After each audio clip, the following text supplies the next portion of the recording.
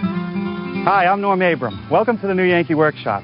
As a parent, I can appreciate the value of a good toy chest. It's a place to keep the children's playthings out of sight. Today, I'm going to build a play chest that you can store the playthings in and actually play on. I'll show you what I mean in a minute, right here on the New Yankee Workshop.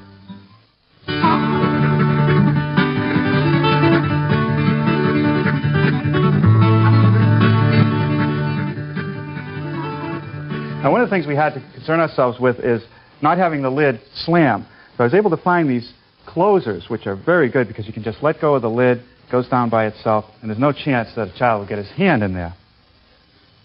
Works good, huh? You up for another one? Yeah. Before we start woodworking today, I'd like to talk about shop safety. Be sure to read, understand, and follow all the safety rules that come with your power tools. Knowing how to use your power tools properly will greatly reduce the risk of personal injury. And remember this, there is no more important safety rule than to wear these safety glasses. 100 years ago, a craftsman who would build a chest like this could easily find boards 18 or 24 inches wide. Old growth, nice straight grain, very stable. That's nearly impossible today. What I had to do is glue boards up. In fact, there's a joint right about here. I took the trouble to match the grain as closely as possible. To accomplish that, I find that if I cut all the pieces from the same length, they match pretty closely. So one 12-foot board was enough to do the front and one end. Here are the 4 blanks for the sides of the chest. With today's modern glues and good clamps, that's sufficient for this joint. But you know me, a little extra reinforcement doesn't hurt. So I put biscuits about every 10 inches. Now that the panels are set, I can remove them from the clamps and true them up. The first step in truing up a panel is to take one of the long edges and make it square and straight. The best tool for that is the joiner.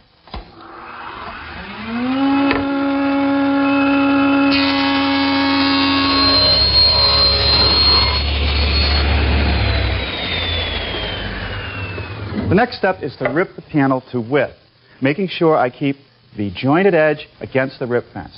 That assures that the side I've just cut is perfectly parallel. I've set the rip fence 1/16 of an inch wider than the final width I need. Here's where that extra 1/16 of an inch comes in. I'm going to join that freshly sawn edge, giving me a panel exactly the right width. The next step is to cut the panels to length. And the best tool to do that is my homemade panel cutter. First thing is trim the panel on one end to square it up. Now I'll just flip the panel around, hook my tape on the squared end, and put a mark for my length, which in this case is 42 inches. And trim it off.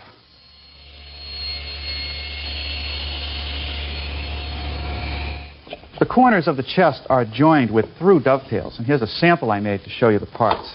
This is the tail piece, and if you look at the shape of these wide sections, it sort of looks like a dove's tail. That's the part I want to see the most, so I'll use that on the front. On the sides, I'll cut the pins, and when it's assembled, you get a very strong joint because it can't move to the side, and I get a lot of glue area in between when I assemble it. I had to do a couple things for the long sides of the chest. First, I had to raise up my workbench about 6 inches so that I could fit the piece in this device, which is a dovetailing jig. Here you see the front piece of the chest.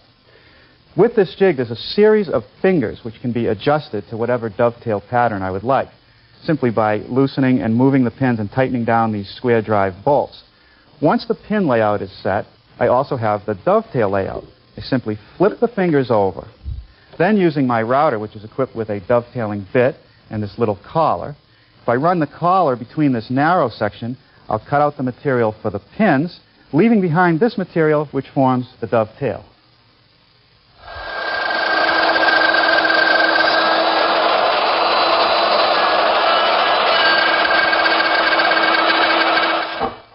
Before I cut any pins, I'm going to turn the front piece around and cut the tails on the other end, and then I'll do the same thing to the back panel.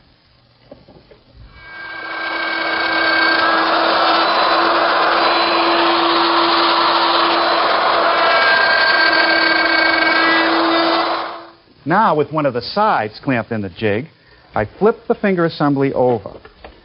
Using my router, which is equipped with the same collar, but switching to a 5/16 inch straight cutting bit, I'll remove the material between the fingers of the jig. The resulting wood underneath the jig gives me the pins. Now just a dry fit of all the dovetail joints. Well, you can see even at this point there's a lot of strength to those joints. They'll seem to be fitting okay. Now along the edge closest to you, which I'm going to designate as the bottom of the toy chest, I need a groove on all four edges to receive the plywood bottom. The groove for the plywood bottom in the long pieces has to stop short of the end. Otherwise, I'll destroy the dovetail. I'll actually have a knot showing at the end. What I have to do is make what's known as a stopped dado. To do that, I'm going to use my router, which is equipped with a guide fence and a 1/2-inch bit. I'll place the guide against the edge of the board, plunge the router into the work, go down to the other end, stop just short, and remove the router.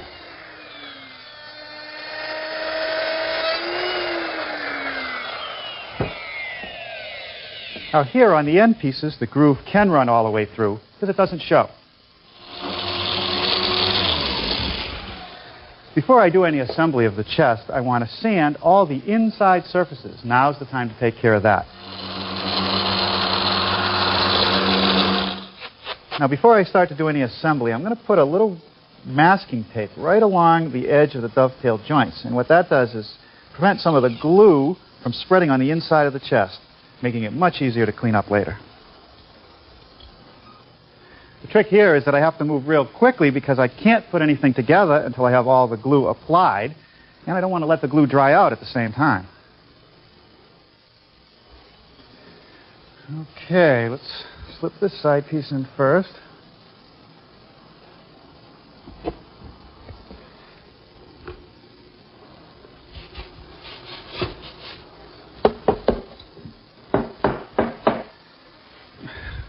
Now the other side.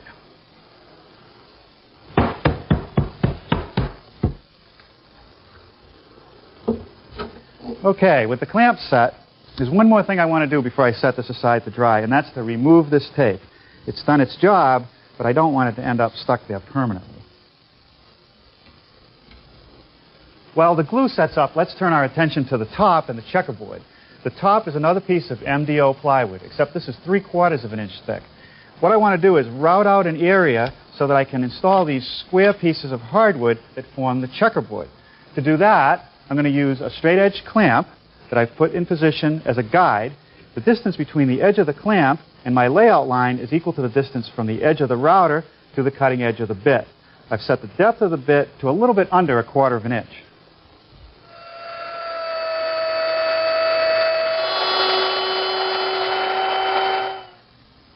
Now I've switched to a longer clamp to cut the front and back edges of the inlay area. Because there's no room to put the clamp out on the outer edge, I've had to move it to the inside of my layout line, which also means that I have to increase the distance from the line to the clamp, because now I want to have the distance from the edge of the router to the far side of the bit.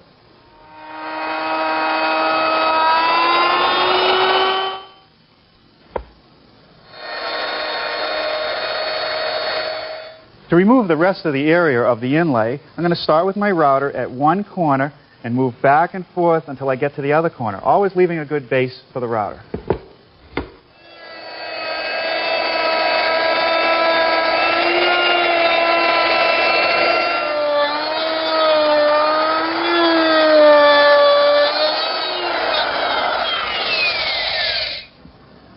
Well, now just a little bit of time cleaning up the corners with a sharp chisel, and I think we'll call it getting started this morning by continuing working on the top of the chest. I have a pine curb that runs around the plywood top.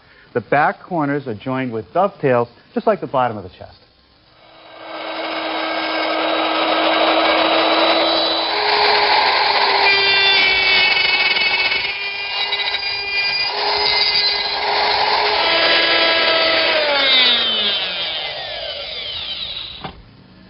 Well, once again, just as I did with the bottom of the chest, I've milled some stop dados in the side rails of the top to receive the plywood.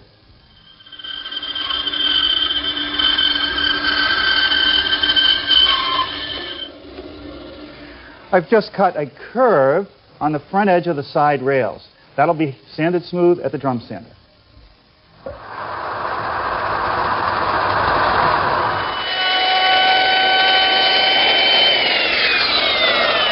To ease the top edges of the rails, I'm rounding over the corners with a 1/4 inch radius roundover bit. Okay, that fits pretty well. Now I'm in no hurry to put the front edge on this piece right now. I'll just clamp it up and set it aside to dry.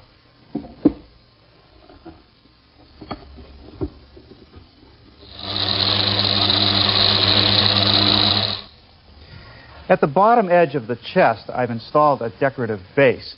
It has an OG detail at the top. I'll show you how to do that. The bit that I'm going to use in my router is known as a 5/32 OG bit. Because I have to run the edge along the narrow part of the board, I don't have a very stable base. Since I have to run two pieces, I'm just going to clamp them together in my bench dogs. And now I have a much better support area to run the edges.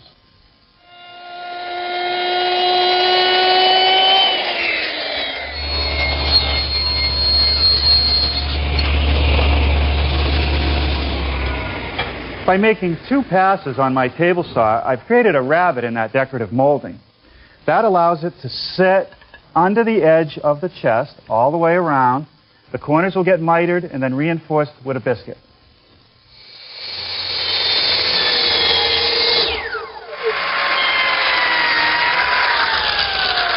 The accessory fence on my biscuit joiner makes it easy to cut biscuit slots in 45-degree miters.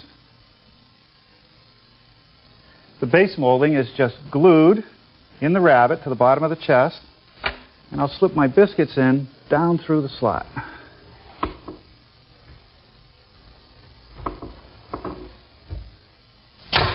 Now these nails will hold it while the glue sets up.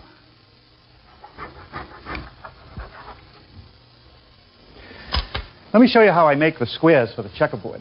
I had a couple scraps of wood left over from a previous project, a piece of maple and a piece of mahogany. I like the contrast of the woods for the checkerboard. The first thing I want to do is plane both pieces so that they're exactly 1.5 inches thick.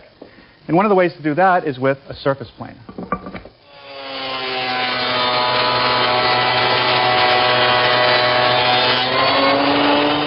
The next step is to rip these pieces into 1/4-inch strips.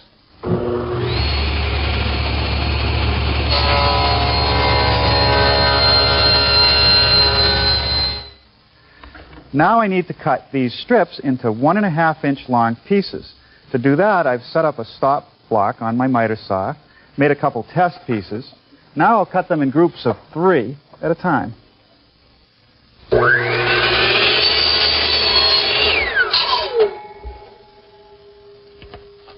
Next, I dry fit the pieces in the mortised area. So far, so good. They're fitting okay. I also took the time to alternate the grain. The maple, it runs this way, the mahogany, this way. All right, that's all the pieces dry fit. Now, I could pull each piece out one at a time and glue them in place, but that would take forever. So what I'm going to do is put some masking tape over the entire surface so that I can pull it out as a unit, apply some contact cement, then reset it into the mortised area.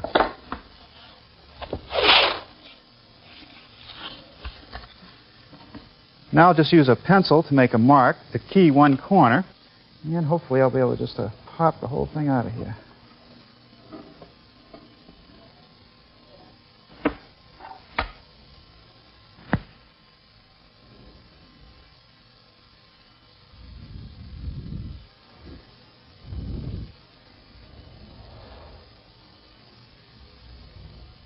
Well, now the contact cement is dry to the touch on both surfaces.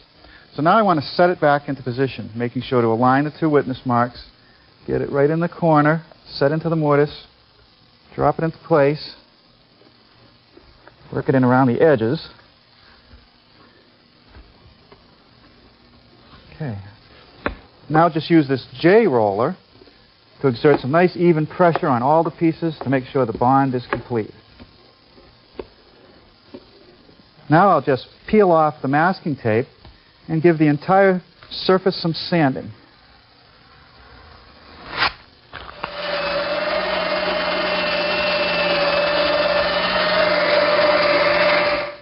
Let me show you the sliding tray for the checkers. It's a piece of MDO plywood with a hardwood runner that rides in a hardwood track. All these pieces can be made at the table saw.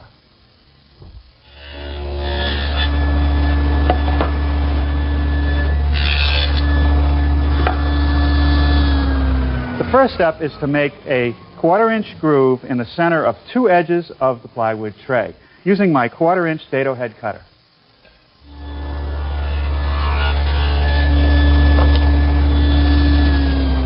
This is one of the hardwood tracks.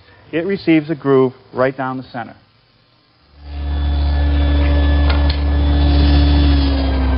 This operation creates a tongue on each edge of this piece. Later I'll split it in half, and that will yield a runner for each edge of the tray.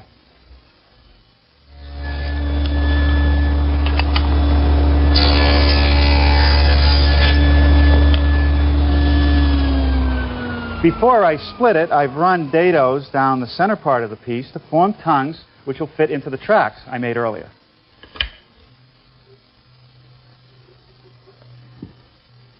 Now, the runners are installed with just a little bit of glue, no nails. I'll just clamp it.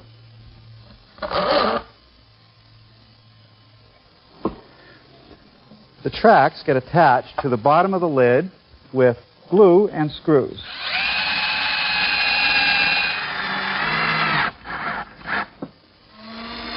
These pine pieces will hold the lid level when it's closed and will also be used to attach the lid supports.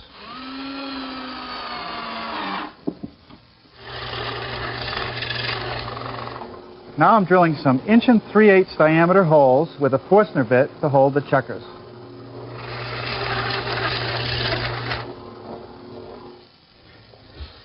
The front edge of the lid and the front of the tray are cut out of one piece of pine, and that's a little tricky. The safest way to do it is to take the blank of pine and clamp it to the saw table, then raise the blade through it.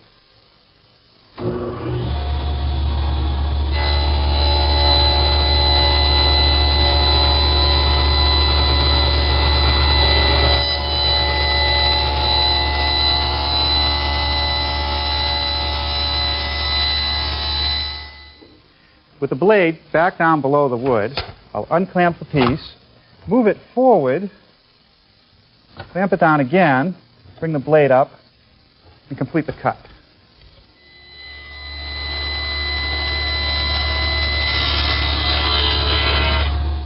Now I'll just use my miter gauge to make the cross cuts.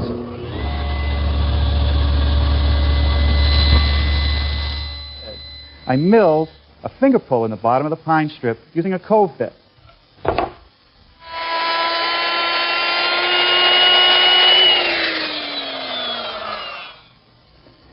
And this pine strip gets attached with more biscuits and glue.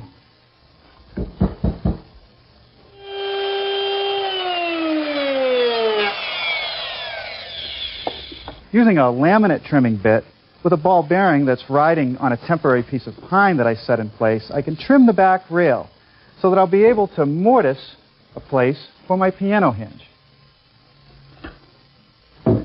But I'm in no hurry to install the hardware yet. It's a lot easier to finish this piece without the piano hinge and the closes.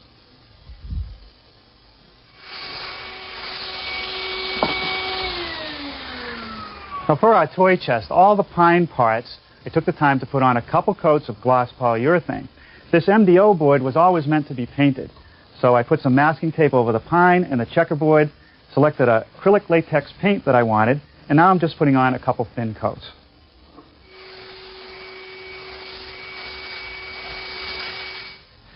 The polyurethane over the latex paint really gave us an exceptional finish on this piece. Some people say it looks so good that it shouldn't be a toy box. Maybe it should be a blanket chest, or perhaps a hope chest. But I really like the checkers, although I better find some time for some practice. Next time we're going to build the most requested project here at the New Yankee Workshop, an infant's cradle. For inspiration, we made a visit to Old Sturbridge Village.